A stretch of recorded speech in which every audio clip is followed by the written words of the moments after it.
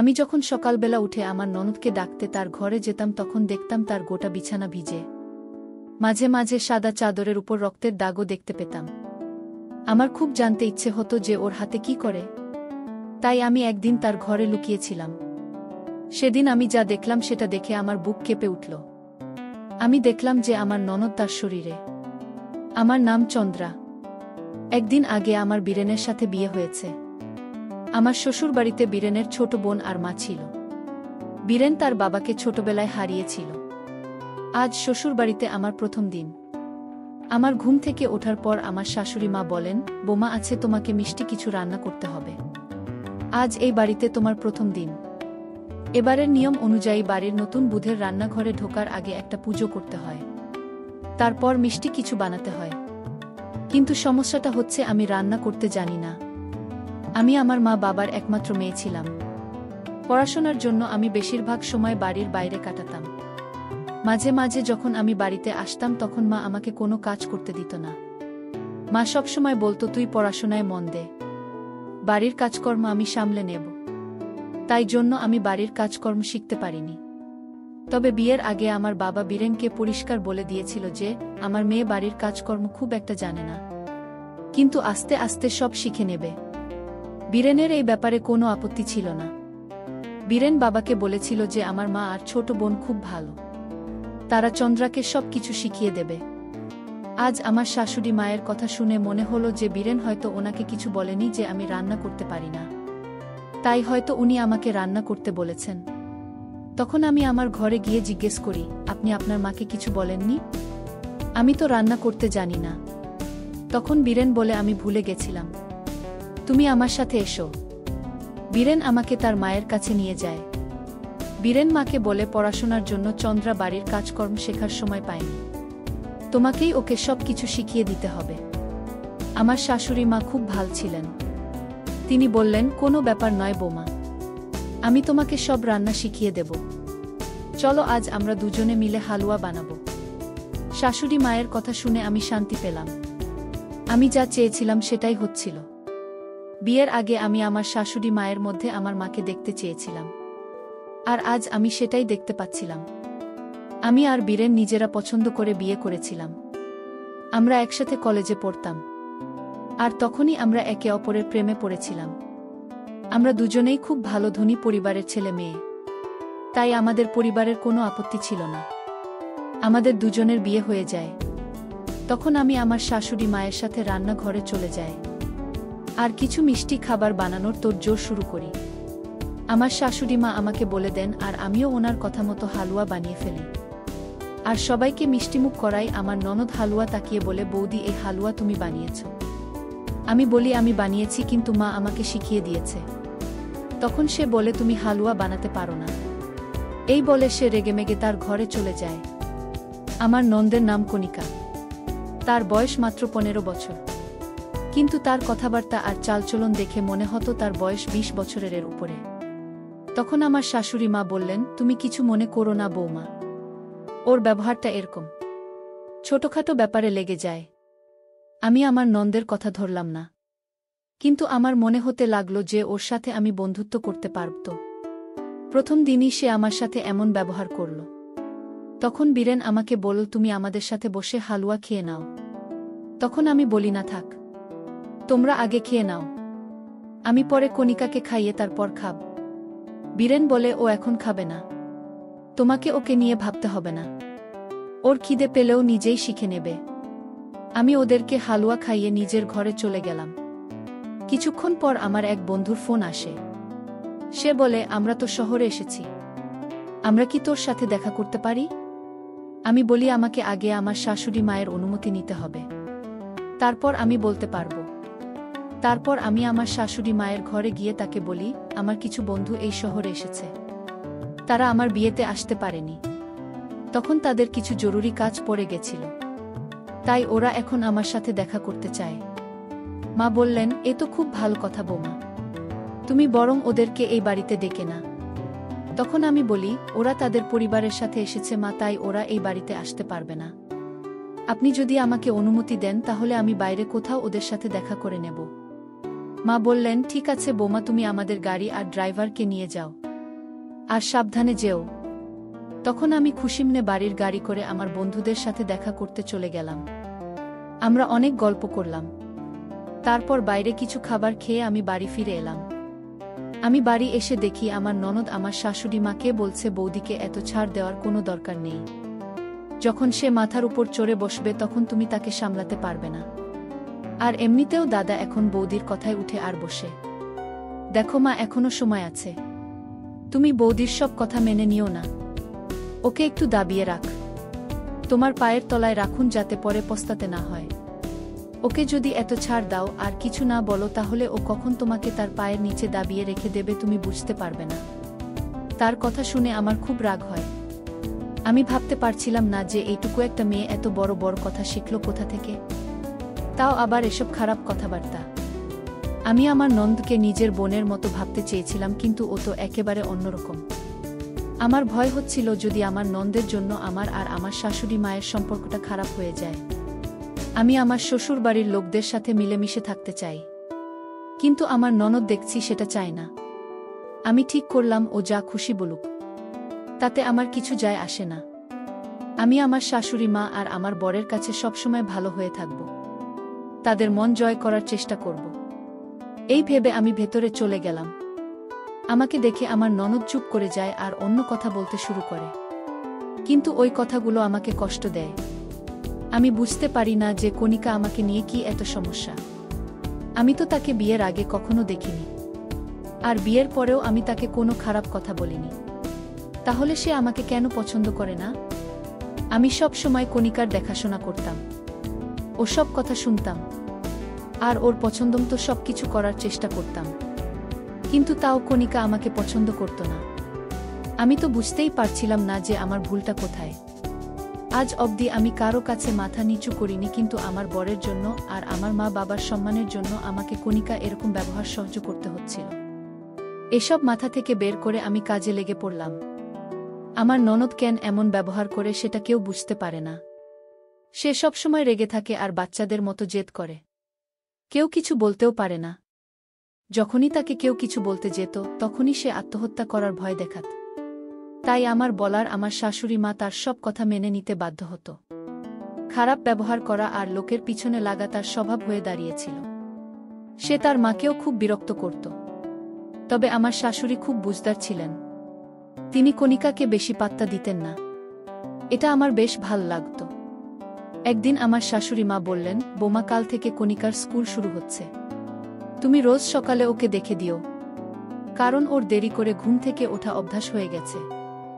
আমি সকালে মন্দিরে যাই, তাই ওকে ডাকতে পারবো না। আমি বললাম ঠিক আছে, আমি ওকে দেখে দেব। কিন্তু আমার ভেতরে ভেতরে ভয় করছিল যে আমি যদি ওকে ডাকতে চাই আর সে আমার উপর রেগে যায় তখন আমি কি করব? তখন বাড়িতে কেউ থাকবে না যাকে আমি বলতে পারবো। আমি কোনো রকমে এটা করতে রাজি হয়ে যাই। পরের দিন সকালে আমি ঘুম থেকে উঠে সবার জন্য চা বানাই। তারপর আমার নন্দকে ডাকতে তার ঘরে চলে যায়। আমি যে তার ঘরে ঢুকলাম অমনি আমার বুক কেঁপে উঠল। আমি দেখলাম যে ওর গোটা বিছানা ভিজে। মনে হচ্ছিল যেন তার বিছানায় কেউ জল ঢেলে দিয়েছে, আর জায়গায় জায়গায় রক্তের দাগও দেখতে পাচ্ছিলাম। আর ওর পাশে একটা তেলের শিশি রাখা ছিল যেখান থেকে কিছুটা তেল পড়ে গেছিল। আমি বুঝতে পারছিলাম না যে এই তেলের সেটা এখানে কেন, আমার ননদ তেলের শিশি নিয়ে কি করছিল। কিন্তু আমি আমার নন্দের স্বভাবটা ভালো করেই জানতাম। আমি চাই না যে বাড়িতে কোনো হাঙ্গামা হোক, তাই আমি এ নিয়ে আর কিছু বললাম না। আমি তাকে ভালোবেসে ডাকতে লাগলাম, এবার উঠে পড়ো কণিকা, তোমার স্কুলের সময় হয়ে গেছে, আমি তোমার চা নিয়ে এসেছি। তখনই সে উঠে আমাকে কিছু না বলে চট করে বাথরুমে চলে গেল। আমিও নিজের ঘরে এসে স্নান করার প্রস্তুতি নিচ্ছিলাম। তারপর থেকে এটা রোজকার ব্যাপার হয়ে যায়। রোজ সকালে যখন আমি কণিকাকে ডাকতে যাই তখনই আমি দেখি তার বিছানার পাশে একটা তেলের শিশি পড়ে আছে, যেখান থেকে একটু তেল বেরিয়ে এসেছে। আর তার বিছানাটা পুরো ভিজে আর জায়গায় জায়গায় রক্তের দাগ। আমি বুঝতে পারি না যে ও রাতে ঘরে কি এমন করে যে ওর জামা কাপড় আর চুলটাও পুরো ঘেটে থাকে। আমার মনে সন্দেহ হয়, কিন্তু আমি কোনো প্রমাণ ছাড়া কিছু বলতেও পারি না। আমার ভয় হয় যে কণিকা খারাপ কিছু করছে না তো। কিন্তু এই কথাটা তাকে কে বোঝাবে? সবাই ওর স্বভাব জানে। তার মেজাজ সবসময় বিগড়ে থাকে। ছোটখাটো ব্যাপার নিয়ে এসে ঝগড়া শুরু করত। কিন্তু আমি আর কতদিন চুপ করে থাকব? কণিকা আমার নন্দ হয়, ওর খেয়াল রাখাটা আমার দায়িত্ব। কিন্তু আমি যদি এই কথাটা আমার শাশুড়িমাকে বা বীরেনকে বলি তাহলে ও আবার বাড়িতে হাঙ্গামা শুরু করবে আর আমার বিরুদ্ধে সবাইকে উস্কাবে। এই ভয়ের জন্যই আমি এতদিন চুপ করেছিলাম। যখনই আমি বীরেনকে বা শাশুড়িমাকে কিছু বলার চেষ্টা করেছি তখনই আমার ভয় হতো যে ওর কারণে যদি আমাদের সম্পর্ক খারাপ হয়ে যায় তখন কি হবে। তাই আমি প্রত্যেকবার পিছু হেঁটেছি। একদিন আমার মনে হলো যে আমি নিজে যদি ওর উপর নজর রাখি আর দেখি যে ও রাতে কি করে তাহলে আমি সবটা জানতে পারব। কিছুক্ষণ পর আমি শুনি যে কণিকা আমার শাশুড়ি মায়ের উপর চেঁচাচ্ছে। ভগবান জানে আবার ওর কি হয়েছে, মনে হয় ওর কিছু পছন্দ হয়নি, তাই চেঁচাচ্ছে। আমার শাশুড়ি মা তাকে খুব বোঝানোর চেষ্টা করছিলেন, কিন্তু সে বুঝবে না। আমি আর এর মধ্যে কথা বললাম না, কারণ আমি চাই না আমার কারণে ঝগড়া আরও বেড়ে যাক। তাই আমি দূর থেকে দাঁড়িয়ে সব দেখছিলাম। কিন্তু আজ আমাকে বীরেনের থেকে একটা কথা জানতেই হবে। আমি ভিলেনের অফিস থেকে ফেরার অপেক্ষা করছিলাম। বীরেন যখন ফিরে আসে আর রাতের খাবার খেয়ে যখন আমরা ঘরে যাই তখন আমি তাকে জিজ্ঞেস করি, তো বীরেন, আমি আপনাকে একটা কথা জিজ্ঞেস করতে পারি? বীরেন বলে, হ্যাঁ নিশ্চয়ই, বলো কি বলবে। আমি বলি, কণিকা এরকম কেন? ওর ব্যবহার এত খারাপ কেন? ও সব সময় এত রেগে কেন থাকে? ও মাঝে মাঝে মায়ের উপরেও রাগ দেখে ফেলে। আপনারা কেউ কিছু বলেন না কেন? বীরেন বলে, আমি আর তোমাকে কি বলবো। বাবা ওকে খুব আদর দিতেন, ওকে মাথায় তুলে রাখতেন। বাবা আমার থেকে বেশি ওকে ভালোবাসতেন। বাবা যখন মারা গেলেন তখন আমরা বাবার জায়গা নিয়ে ফেলি। তাই আমরা কণিকাকে কিছু বলি না। ও যা চাই আমরা তাই দিই। ও যদি আমাদের উপর রাগ দেখায় তাহলে আমরা সেটা সহ্য করি। তাই হয়তো খুব বিগড়ে গেছে আর এখন আমাদের হাতের বাইরে চলে গেছে। দোষটা হয়তো আমাদেরই, আমরাই ওকে বেশি প্রশ্রয় দিয়েছি। এখন আমরা বুঝতে পারি যে ওকে এতটা প্রশ্রয় দেওয়া আমাদের উচিত হয়নি। ভালোবাসার পাশাপাশি ওকে শাসন করা দরকার ছিল। বীরেনের কথা শুনে আমার খারাপ লাগে। ওকে খুব চিন্তিত দেখাচ্ছিল। কিন্তু একটা জিনিস আমি এখনো বুঝতে পারছিলাম না, যে কণিকার কথাবার্তা শুনে মনে হয় না ও ১.৫ বছরের বাচ্চা মেয়ে। ওর হাবভাব দেখে মনে হয় ও এই বাড়িতে সবথেকে বড়। আমি কণিকার ঘরে যা দেখেছি সেটা আমি বীরেনকে বলতে যাচ্ছিলাম, কিন্তু তখনই আমার মনে পড়ল যে আমি প্ল্যান বানিয়েছি যে আমি কণিকার ঘরে লুকিয়ে থাকব। তাহলে আমি সবটা বুঝতে পারব, তারপর আমি সবাইকে ব্যাপারটা বলবো। সবটা না জেনে কিছু বলা উচিত হবে না। তখন আমি আর বীরেন শুয়ে পড়লাম। সকালবেলা আমি যখন কণিকাকে ডাকতে গেলাম তখন সেই একই দৃশ্য দেখলাম। আমি কণিকাকে ডেকে দিয়ে নিজে স্নান করতে চলে গেলাম। সারাদিন আমার মাথায় ঘুরতে থাকে যে রাতে কণিকা তার ঘরে কি করে। নিজের জেদের বসে ভুল কিছু করছে না তো? এমনটা হলে তো মা আর বীরেন নিজেদেরকে ক্ষমা করতে পারবেন না। এইভাবে আমার ভয় হয়। আমি একবার ভাবি যে কণিকাকে আমি বুঝিয়ে বলবো, কিন্তু কণিকা তো আমার সাথে কথা বলতে চায় না। তাকে আমি কি করে বোঝাবো? আমি আজ অবধি এত জেদি মেয়ে কখনো দেখিনি যে তার মায়ের উপরেও চিৎকার করে। আমি ঠিক করেছি যে আজ রাতে আমি কণিকা ঘরে লুকিয়ে দেখব যে ও কি করে। তখন আমার মনে হলো যে আমি বীরেনকে কি বলবো। তারপর আমি ঠিক করলাম যে আমি বীরেনকে ঘুম পাড়িয়ে তারপর এই কাজটা করব। বীরেনকে আমি ঘুমের ওষুধ খাইয়ে দেব। এটা করতে আমার খারাপ লাগছিল, কিন্তু সত্যিটা জানতে আমাকে এটা করতেই হবে। রাতে যখন বীরেন ফিরে এল তখন আমি তার খাবারে ঘুমের ওষুধ মিশিয়ে তাকে ঘুম পাড়িয়ে দিলাম। কণিকা অনেক রাত অবধি উঠোনে বসে পড়াশোনা করত, কারণ ওর ঘরটা রাস্তার ওপারে ছিল। তাই রাস্তার গাড়ি ঘোড়ার আওয়াজ তার ঘরে ঢুকত, তাই জন্য সে তার ঘরে পড়তে পারত না। আমি আর সুযোগ নিলাম। বীরেন যখন ঘুমিয়ে পড়ে তখন আমি চুপি চুপি কণিকা ঘরে গিয়ে লুকিয়ে পড়ি। রাত ১২টার সময় কণিকা পড়াশোনা শেষ করে তার ঘরে আসে। তাকে আজ খুব ক্লান্ত দেখাচ্ছিল। সে জল খায় আর তারপর শুয়ে পড়ে। আমি ভাবতে লাগলাম যে কণিকা ওই সব কাজ কখনো করে? ওর বিছানা কি করে ভেজে আর রক্তের দাগ কি করে লাগে? তারপর আমি ভাবলাম ও তো কিছুই করল না। আমি হয়তো ভুল ভাবছিলাম।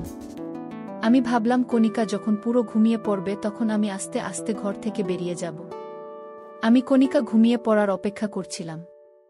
কিছুক্ষণ পর যখন কণিকা পুরো ঘুমিয়ে পড়ে আর নাক ডাকতে শুরু করে তখন আমি আস্তে আস্তে ঘর থেকে বেরোনোর চেষ্টা করি। ঠিক সেই সময় আমি ঘরে দরজা খোলার আওয়াজ পাই। আমি আবার লুকিয়ে পড়ি।